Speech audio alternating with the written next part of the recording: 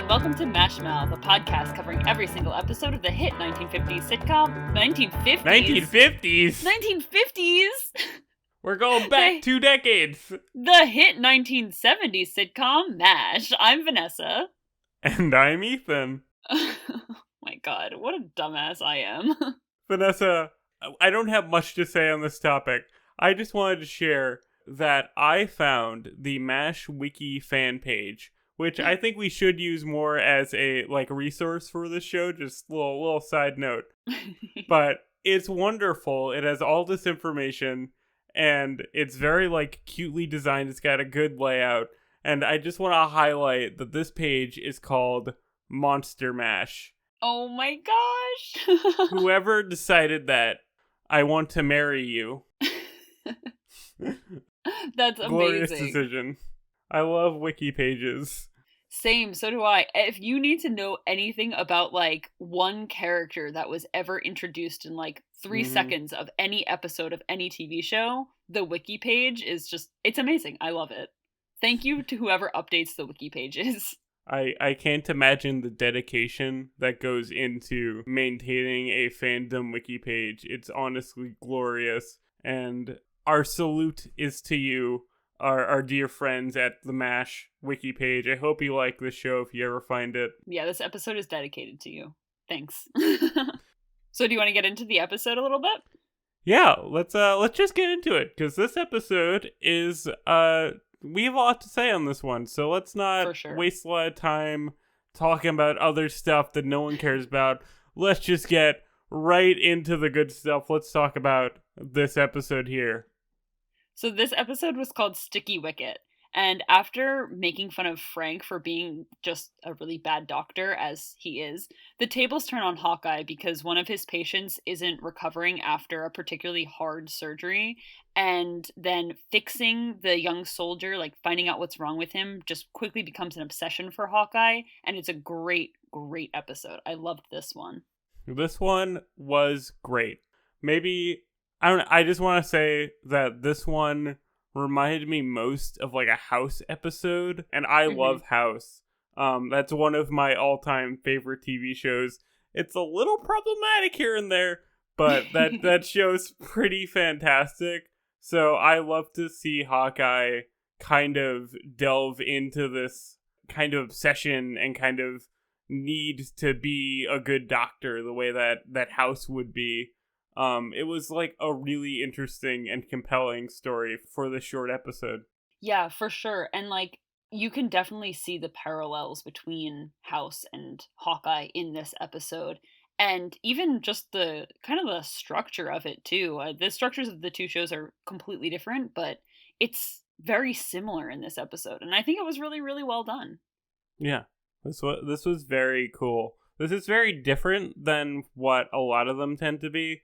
Normally, the doctor aspect of the show is more background noise. They don't really focus on being a medical drama. But this one was straight up medical show that happens to take place in the military, where usually that's the other way around. Usually it's more military comedy that happens to be centered around doctors. Yeah, I'd agree with that for sure. Do you want to get into the plot of the episode a little bit more? Yeah, of course. If I ever say no to that, you know I've been replaced. One thing that I just wanted to note before we actually get into the whole storyline is that, did you notice that they reused some scenes from the title sequence? You mean the helicopters? Yeah. Did you notice that? Yeah, they totally reused that shot. 100%. I thought that was so funny. I thought that was hysterical. I loved seeing that too. Listen, man, helicopters are expensive. And if you already have a shot of helicopters coming over the horizon, they're not going to look that different day to day. So why not just reuse it? For sure. I definitely, if we ever have a TV show, if we ever make a TV show, there's going to be a lot of reused shots. We're just going to reuse 75% of it like an old Sailor Moon cartoon. Or anime, excuse me. So, basically, the main conflict, almost, of the episode starts right away after the initial OR scene. And it's Hawkeye kind of just berating Frank. Frank says to Hawkeye, what's your problem with me, essentially? And Hawkeye just lays it all out on the table. He's like, you're arrogant, you're mean to the nurses, you're not a good doctor, you had to ask for help 3 different times in when we were in the OR just now. And he's saying it kind of publicly, like they're in the mess tent, so everyone's around. And I really felt like Hawkeye was kind of justified in this. I don't think that he went about it the best way, but he's pointing out that Frank is a jerk and he's really arrogant as a doctor, and he's not even that good of a doctor. He walks around like he's, king shit, essentially. And he had to ask for help, which means that they had to then take away time from their patients or not start on another patient, and then to help Frank, who then is like, I'm the best doctor ever. So I thought that Hawkeye was justified, but I don't think he did it as tactfully as he could have, and I do think that he was kind of wrong for doing it like this. So what did you think about this whole scene? Yeah, this was a very interesting way to kind of begin the episode because it does start in the OR with kind of the usual, like, making fun of Frank while things are happening. But then when this mess tent scene kind of follows that, it does demonstrate that this was kind of more serious than it usually is. Usually it's just kind of like brushed off. But this, it's the focus and like given like real weight of like, Hawkeye is just done. Like, he is just done with Frank. And they're only, we're still pretty early on in the show. Yeah. And again, like most things with Frank, I'm like, all right, how are we going to push this for the remainder of how long Frank is on the show? Like, I feel like we're already kind of reaching the limit of like how these interactions with Frank can go. Because Hawkeye is very like blunt and very upfront during all of this. So I'm just like, what is the escalation after this?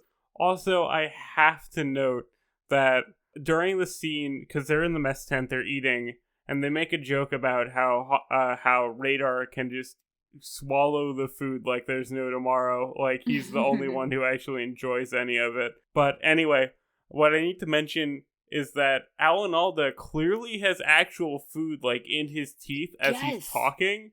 And I thought that was so bizarre. Like, I've never honestly seen that before, of, like, an actor in a scene, at least in a TV show, like, actually eating the food and it's sticking in their mouth. Like, I was like, this is kind of gross, but it's also realistic, because, like, that's how that actually happens.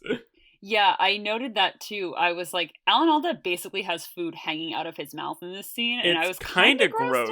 Yeah, because you like see chewed food. It was a close up on Alan Alda's face in this scene, and I was like, yikes, that's really gross. But like, also, some of it was green. I was like, this is very strange. I felt like a little bit of this scene was probably ad-libbed a bit, because I don't know if it was a very like throwaway line, but as Hawkeye was kind of gearing up to just kind of take Frank down verbally, he says, "Give me some salt, I can still taste this," meaning the food. So I feel like him chewing the food was like ad-libbed a little bit. I could definitely be wrong, but I that's just what it seemed like to me, because I feel like no one would have directed Alan Alda to eat as much as he did while he was delivering those lines if it wasn't just him doing it. Yeah, I mean, Alan Alda's a champ. He's he's one to go the extra mile for certain things. Maybe he was just a big advocate of like, no, I need food in my mouth at this exact moment. Otherwise, it won't be real, man. It was realistic, I'm not gonna lie. So basically, Frank does not take this very well. So Margaret basically calls this whole meeting, and Hawkeye and Henry and Radar and Margaret are all there, and Frank apparently wants this apology from Hawkeye because he berated him publicly, and he wants him to publicly apologize. And I didn't think that was like necessary, because it wasn't like super public, but that's just me. This is very much just kind of getting the plot going. Like, this is just more setting up that this berating is more than usual, that it was something that like has more significance than the usual kind of throwaway Mhm. lines that they have. But I did like Hawkeye's integrity in this scenario where he's like, yeah, I could apologize, but like I'm not going to because I don't believe in that. Like I believe in what I said. And we respect anyone who believes what they say. Yeah, and again, like, he wasn't wrong. Like, you can't even fault Hawkeye for saying what he said because everything he said was absolutely true. It was just done in a very mean way. So, I understand Frank wanting an apology, but I also don't think he deserved one either. So, like, I don't I know. I mean, felt very weird about this. it would be an extreme scenario for him to actually deserve an apology. And, like, even in the more extreme scenarios, like, going back to the episode where they stole his blood, that's the one where he brushes it off. But, like, this time, when he's slightly embarrassed at the cafeteria table, the high school cafeteria table, essentially, it's when he's like, they've gone too far. Like, this is pretty mild offense in terms of everything they've done to you, my man, Mr. Burns. Yeah, it was objectively not the worst thing that Hawkeye has done to Frank. So I can't wait till we're in like season 5 or whatever and be like, all right, have they topped the blood thing yet? Like, I just want to see that. I want to see what's the most extreme that they go. But anyway, after this, it goes into another OR scene, and this one I thought was very well handled. Like, this was kind of the indication that this is more of a medical episode than yeah. they've really have been up to this point.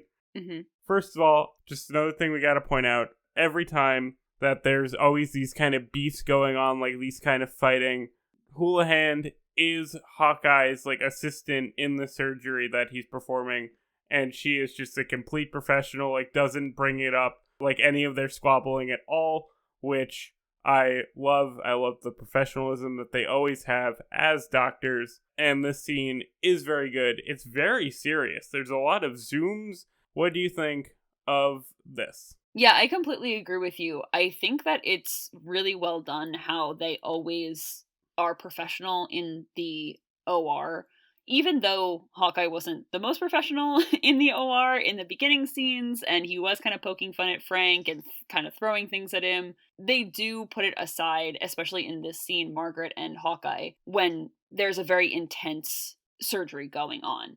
I think that also Hawkeye and Margaret are just like probably the two best like doctor and nurse there, so they are going to be together working on the most needed patients, if that makes sense. So yeah, I liked this scene a lot, and it set up for the tension in the rest of the episode very well too. The dramatic zooms were kind of insane. Not faulting this show at all. It's just that language of a dramatic zoom on a sweating doctor's face has just become such like a parodied thing where you'd see that a lot and never taken seriously, that it was kind of funny to see it done just completely unironically. These dramatic zooms on Hawkeye's face, then Houlihan's face, then Ugly John's face, and you're like, whoa!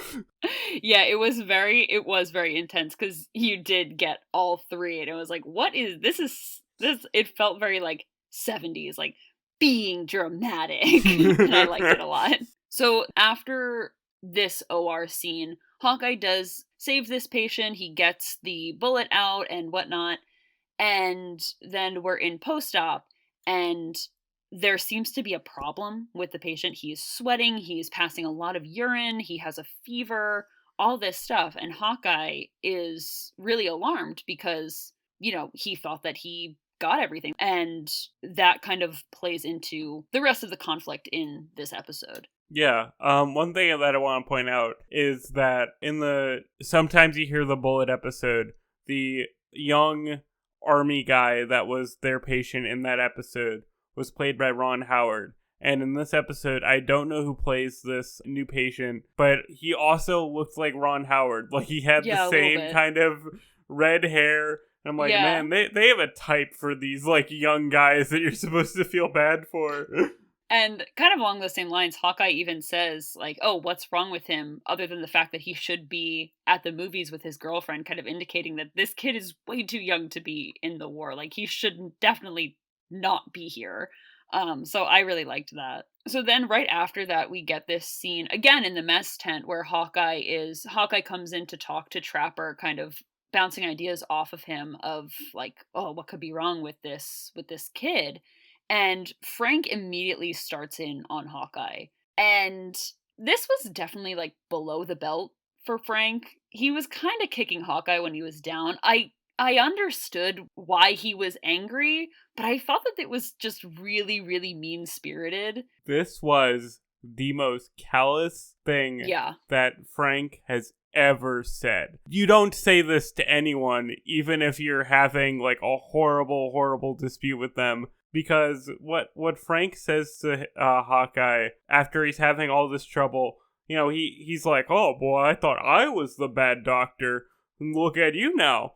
Hawkeye's just like, "Whatever, leave me alone. I'm like not in the mood to spar with you right Mhm. now."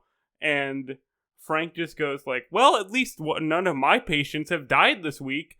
And that is a horrible thing to say about him being a doctor. How dare you say that about this like real kid who's like dying and like not doing well? Like there's a real life at stake. Hawkeye like punches him in the face and they like start fighting in the mess tent, and it was just like, yeah, dude, that's a justified fight because that is not cool, my man. Even if you don't even if you have a rivalry with this guy, don't bring in this actual like kid who's dying because he might have made a mistake. Like that's a bridge too far. Yeah, I think that what Frank says is like, "Oh, I didn't kill any of my patients this week," or something like that. And I was like, "Dude, that's low. That's really low." That And took me back. you could even see because it was a shot of Frank and Margaret sitting next to each other, very much like it was in the previous scene where Hawkeye was kind of ragging on Frank. And even Margaret was like, Frank, you could see it in her hmm face, like, stop. That's really not nice at all. It's so mean. And again, like, I think that what and was it right for Hawkeye to like punch Frank? No, not really. But it also was Uh, not right for it was not right for Frank to do that. And I don't know, like, I think that this was obviously affecting Hawkeye so much, and the difference here between Frank and Hawkeye is that Hawkeye was, like, really upset about this patient. Meanwhile, Frank, I feel like it would be so on brand for Frank to just be like, "No, I did everything right. I know I did everything right." And meanwhile, Hawkeye is, like, plagued torn up about with it. yeah, with about this case, and I don't know, I just, like I think it was a juxtaposition between the 2, but also, like, Frank was being a jerk.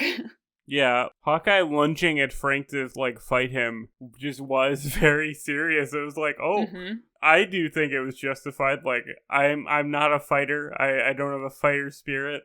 But like, yeah, in theory, if I was pushed to the in this scenario, like I would want to throw a hand. Felt very much like Hawkeye was kind of in the right for doing so. Well, you don't hit people for what they say to you, but, you Well, know. you know, sticks and stones may break my bones, but you know what? Some people deserve to get punched in the face. We're gonna cut that out for sure.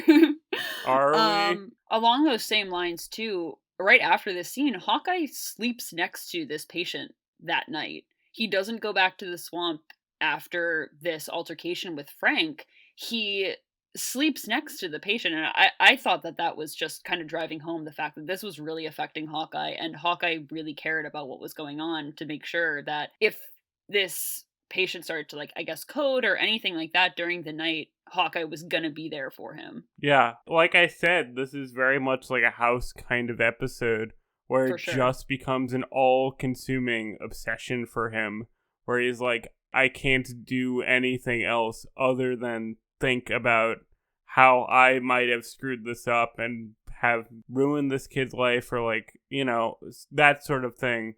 And he just wants to fix him, but he doesn't know how to. And what they bring up later with Henry in this episode, again, like very, very much like House, examining whether it's his need to actually help someone or his need to justify his ego, which is just kind of more nuanced writing than I was expecting for this kind of thing. Like, this is kind of interrogating Hawkeye's character in a real way, and it's pretty cool. Yeah, I think that, so jumping ahead a little bit to that portion of the episode, Hawkeye is super upset. Like, he's so upset he moved out of the swamp because they were talking too much. They were playing too much poker, and he was just so focused on this case, he couldn't have other things distracting him, essentially.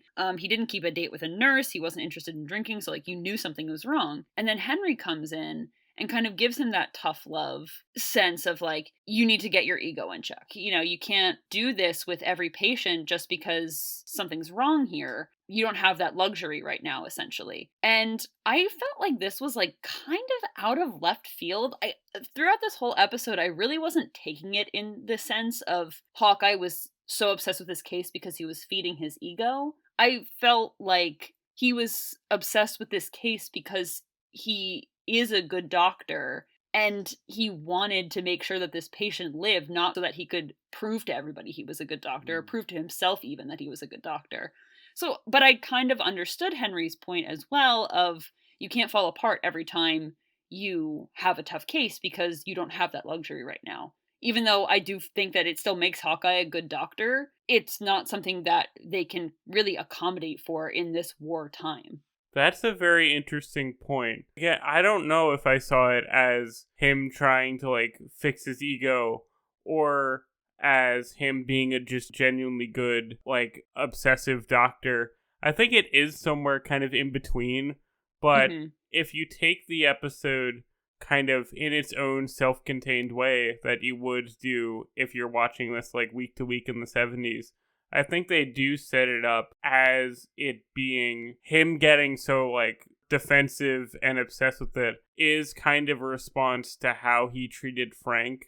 Like, he does kind of have to prove that he is not a careless doctor like Frank would be, even if it is just kind of on a subconscious level. And I really liked Henry's, like, actual characterization in this episode, because normally he's pretty, like, hands-off and, like, confrontational. And it does take a little bit to get him to, like, actually talk to Hawkeye and kind of realize that something's going on. But once he does, I feel like he is really the voice of reason in a way that he tends not to be. I really like Henry in this one. Yeah, it reminded me of, again, of Sometimes You Hear the Bullet, where Henry had to tell Hawkeye, you know, you're not going to be able to save everybody, essentially. And this goes to my absolute love of Henry, honestly, because as much as he is, like, goofy and silly and just so shouldn't be the commanding officer 90% of the time, he is insightful and, like, such a dad figure. And I love it. I love Henry so much. I guess we should mention some of the actual comedy in this episode. That, you know, Radar, like, wins a bunch of money from poker. Like, he wins $800 from this poker game, which is a lot of money. Like, that's kind of I don't know where they're getting all this money from to spend on seriously. poker. I do not think their army salaries were that big. I was gonna say, as much as like the army deserves, like, these doctors and everybody deserve so much money, I don't think that the salary is that good that they can just be blowing it. But also, like, I don't know, what does Radar have to spend his money on or bet his money on? He doesn't have, like, a wife and kids at home. Most of them don't, I feel. Radar just has to spend all his money trying to build that Jeep that he was trying to do a while back. That's all he has to do. That. Yeah, I'm bringing the lore in this episode. I'm like the lore master. $803 in today's money is $8,762, by the way. What? Isn't that crazy? So he won so like $8,000. He won almost $9,000 on just poker. Crazy. Insane. I don't have that money to throw away. So much money! Where are they getting it from? That's insane. Insane. That Insanity. Can buy you a Jeep, probably, back then. It's only, like, we should mention that it is only, like, Hawkeye, Ugly John, Trapper, and Radar mostly, like, playing in these games. It's not, like, 20 people games. So where are they getting this money? We need answers. Tell us, like, Alan Alda, you're on Twitter. Tweet at us. Come on, man. Oh my goodness. Also, come on the podcast. Yes, please. I would die if any of the remaining cast members were like, hey, I listened to MASHmouth. I would like to be on it. I would, like, explode. I don't think that we could, like, truly, I don't think we could have, a cast member guest on this show because, like, I don't know what I would do with myself. Like, truly do not know what I would do with myself. Oh my gosh. The thought of it makes me, like, my heart start beating super fast. So right after Henry kind of tells Hawkeye, listen, you need to get yourself together with this. Hawkeye walks out of the tent where he was staying and runs into Margaret. And Margaret tells him, like, I've been thinking about this too. So while we've been following Hawkeye, we get the sense that this is really upsetting Margaret as well. And we just didn't see it. It was more off screen. She's like, you must have missed something. Like, could you have missed something? And Hawkeye basically is like, yeah, of course I missed something, but I don't know where it could be. I don't know what it could be.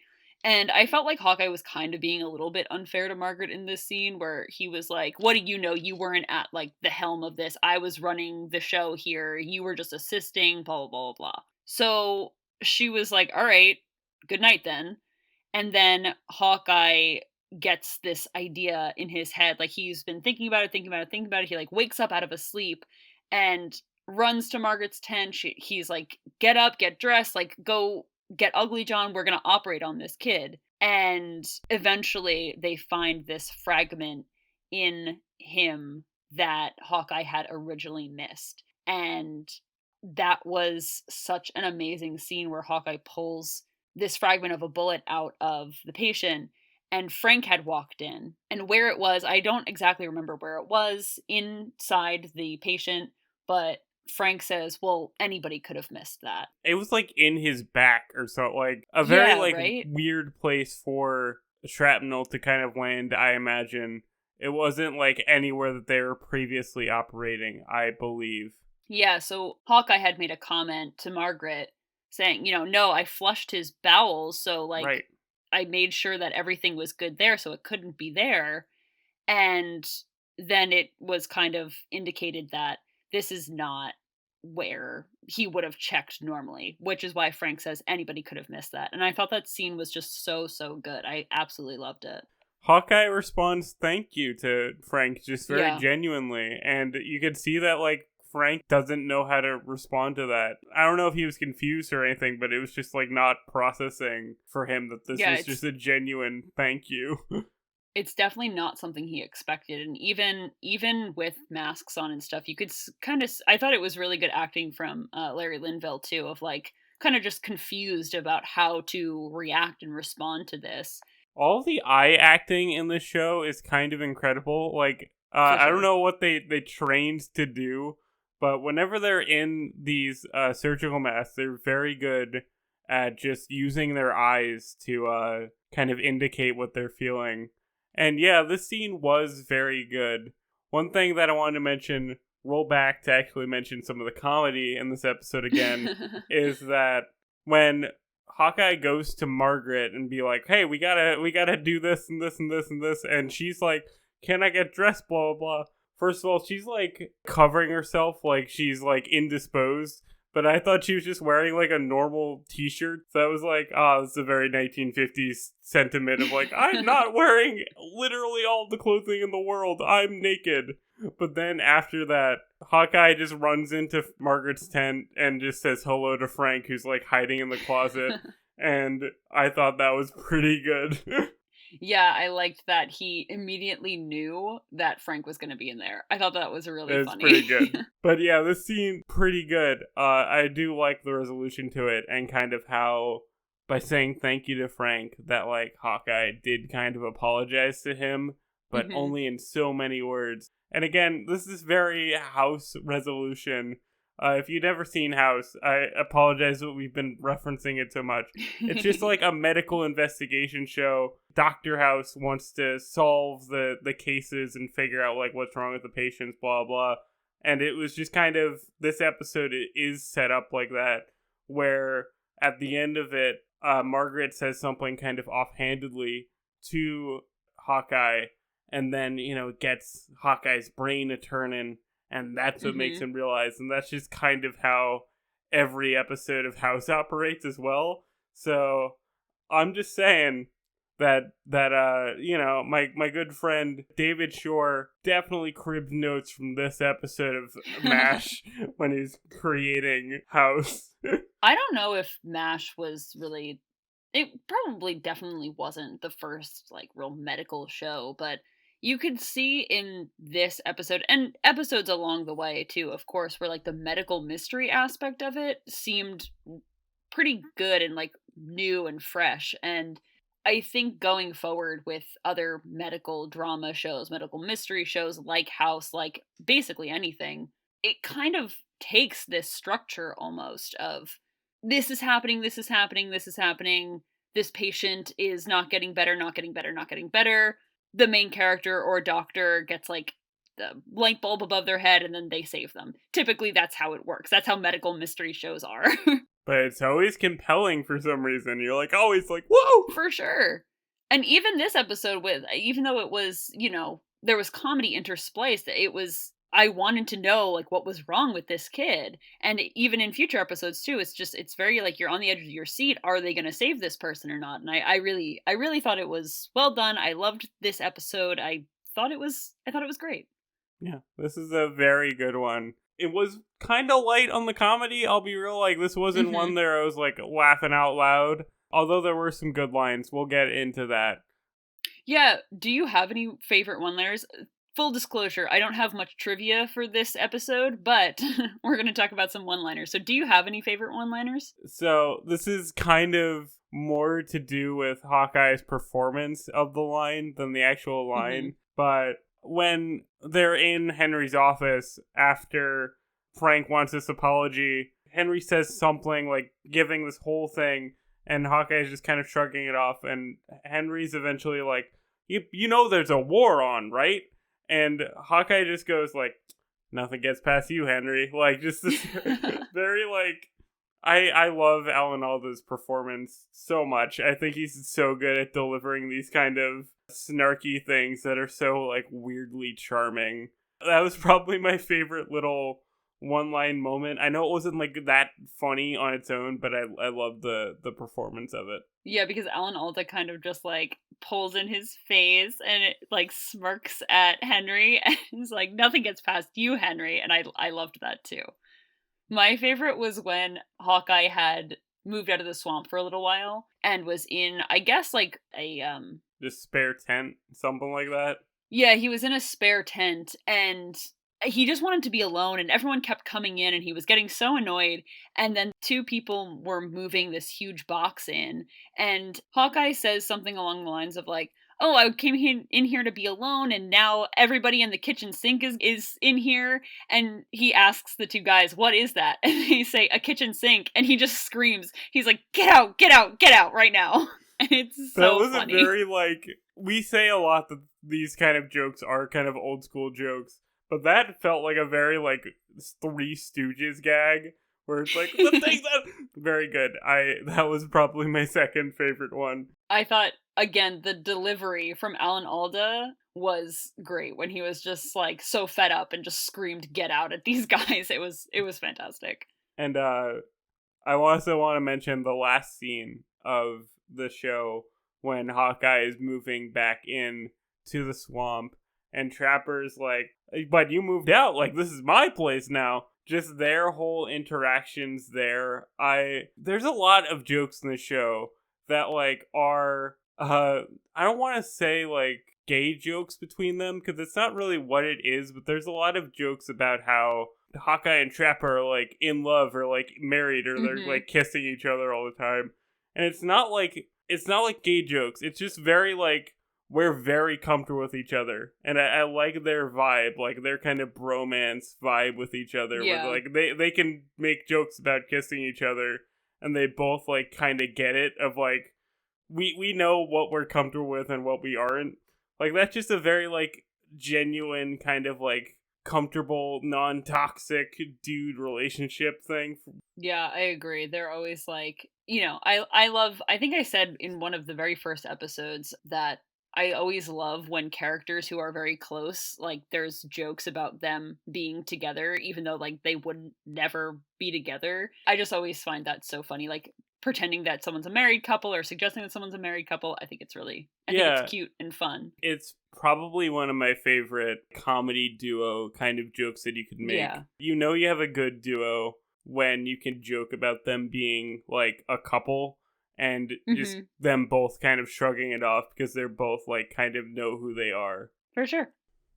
Hey, since we don't have trivia this week, we thought it'd be fun to give the mic over to our friend Jacob for a quick review.